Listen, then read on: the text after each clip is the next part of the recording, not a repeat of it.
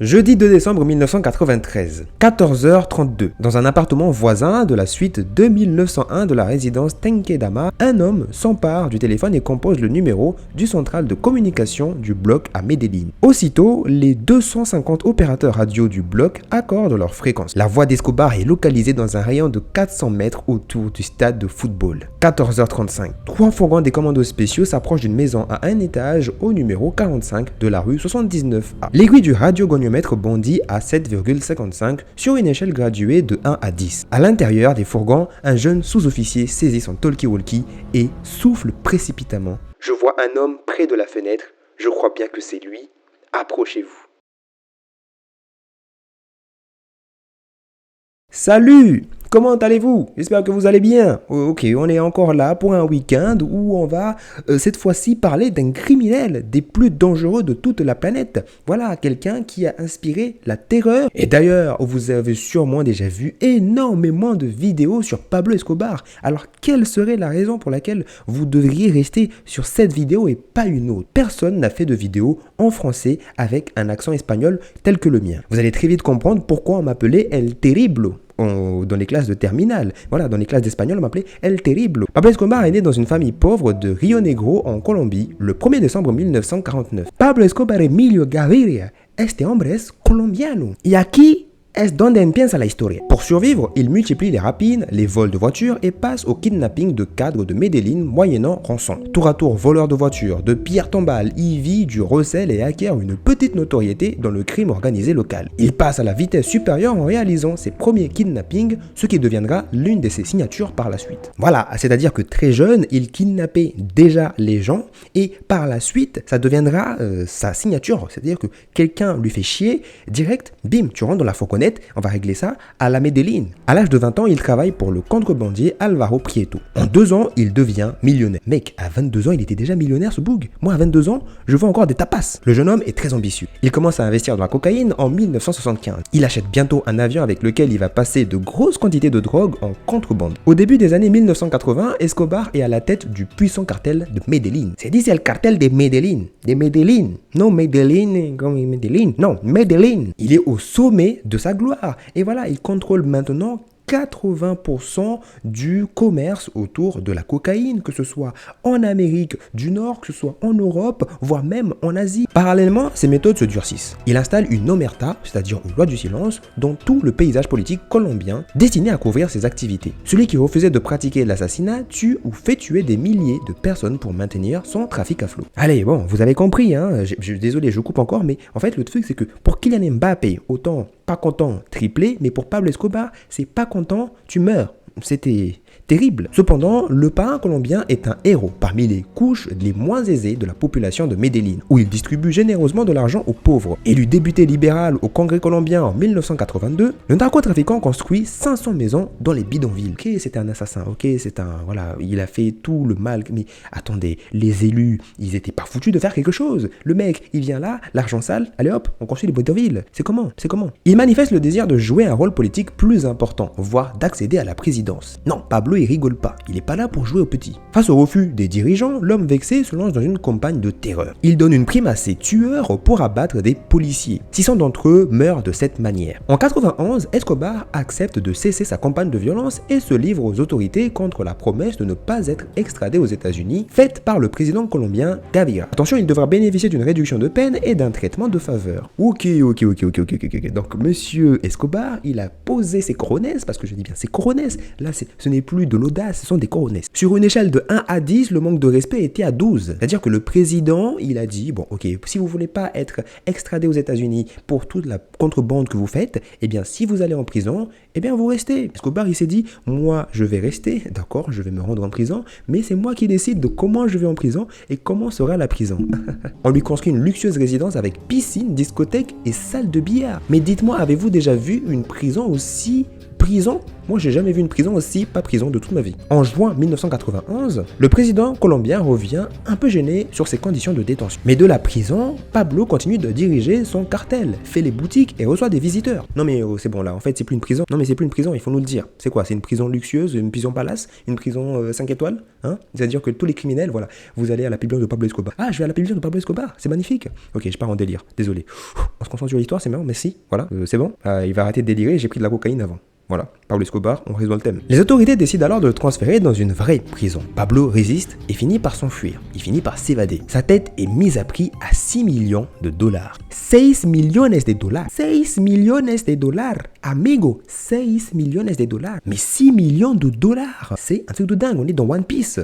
Durant les 540 jours que va durer l'Infernal Track, les hommes du bloc ne connaîtront guère de repos. D'abord, la psychose est très vive de subir le sort du capitaine Fernando Posada, un des stratèges du commando dynamité par le cartel le 19 décembre 1992 dans la villa où il savourait quelques jours de vacances. Le général Vargas, je répète, général Vargas, n'accorde plus que des permissions spéciales à ses hommes. Et c'est justement ce général-là qui sera à l'origine de la chute du Pablo. Et le général Vargas va finir par déceler petit à petit tous les indices et finir par retrouver... Attends, là on va trop vite.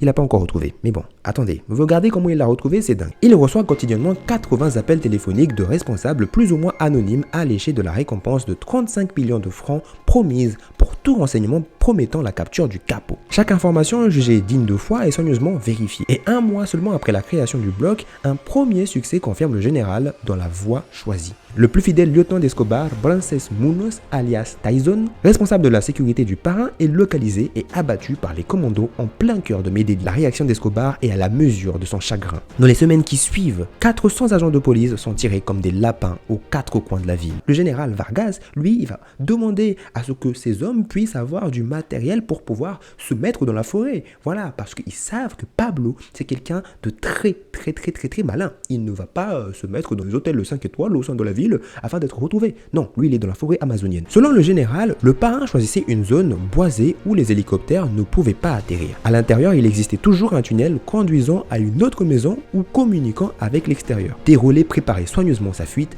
Escobar n'improvisait jamais. Le mardi 12 octobre 1993, à Aguas Frias, les policiers sont à deux doigts de capturer El Patron. À l'aide d'un appareil de radiogoniométrie, un officier parvient à s'approcher suffisamment près d'Escobar pour l'apercevoir s'enfuir. Bon, mais là, du coup, vous étiez pas à deux doigts de la voir, en fait. Ils ont juste vu Escobar filer comme ça. Pra, allez, hasta luego, amigos. Et hasta la próxima. Mais Escobar avait au moins deux faiblesses, explique le général Vargas. La première, c'était l'attachement qu'il portait à sa famille, particulièrement à ses deux enfants. La seconde, c'était son goût immodéré pour les jeunes filles.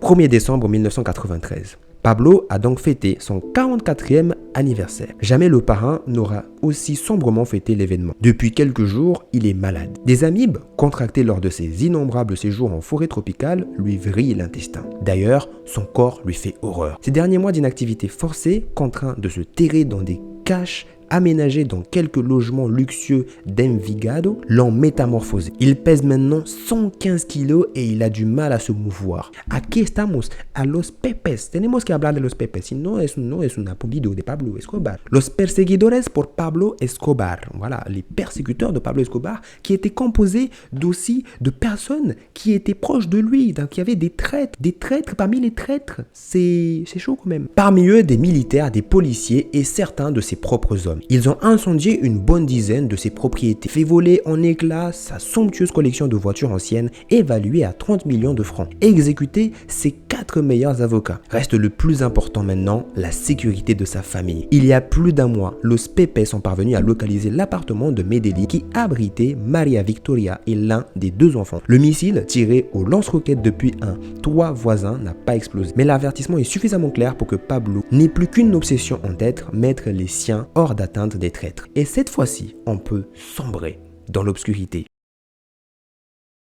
Jeudi 2 décembre à 13h37, Pablo Escobar compose une première fois le numéro de téléphone d'un immeuble luxueux du centre de Bogota. Depuis leur expulsion d'Allemagne, il y a 4 jours, Maria Victoria, sa femme Juan Pablo, son fils de 17 ans et Manuela, sa fille de 9 ans, y sont hébergés sous le contrôle des forces armées. Les 2 premiers essais d'Escobar pour joindre la suite 2901 sont infructueux. À l'opératrice du Tenkedama, Escobar explique qu'il est journaliste et souhaite interviewer Juan Pablo Escobar, sans se douter que le matin même, son propre fils, harcelé par les radios colombiennes, a demandé que les appels de reporters ne lui soient plus transmis. À la 3e tentative, Pablo Escobar se fait menaçant et l'opératrice finit par céder. Pablo demande à son fils de prendre soin de sa mère et sa petite sœur. Cependant, il parle depuis plus de 2 minutes. Soudain, Juan Pablo s'affole et demande à son père de raccrocher, sinon il finirait par être repéré. Au fond, Pablo sait bien que cette fois il ne s'en tirera pas. Il y a 15 jours, Escobar a été contraint de réviser sa stratégie. Il a quitté ses repères luxueux des hauteurs de Medellín pour s'enfoncer dans la vieille ville. Pour la première fois de sa vie,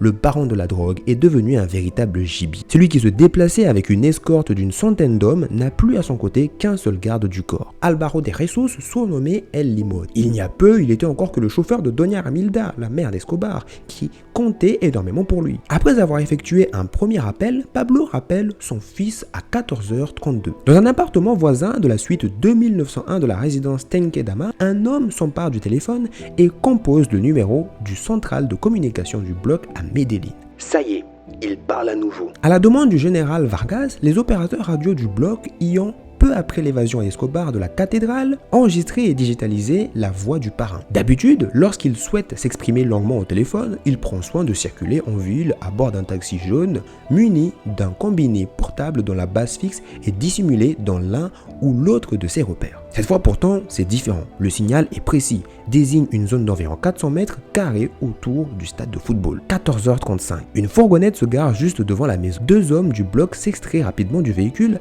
banalisés et foncent vers la porte. 4 autres entreprennent de faire le tour de l'édifice. Le garde du corps surgit brusquement devant la porte, un pistolet 9 mm à la main. Il est abattu aussitôt. Pendant ce temps, depuis une fenêtre du premier étage, Pablo saute sur le toit de la maison voisine. Les 2 hommes du bloc qui s'y étaient embusqués ouvrent immédiatement le feu au pistolet mitrailleur. 3 balles traversent le crâne d'Escobar, 2 autres se logent dans son pied droit. Une dans la hanche. 14h50. Lorsque le général Octavio Vargas, depuis le siège du bloc de Busqueda, demande au capitaine commandant de l'opération de rendre compte, un court silence finit par s'installer. Puis l'officier cria « Viva Colombia !»